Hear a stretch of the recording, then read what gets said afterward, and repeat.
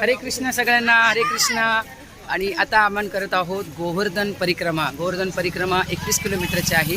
त्यापैकी 3-4 किलोमीटर आमचं झालेलं आहे. राधाकुंड श्यामकुंडाला प्रदक्षिणा करून आम्ही आता कुसुम सरोवराजवळ येतोय आणि अजून उपवास काही सोडलेले नाही.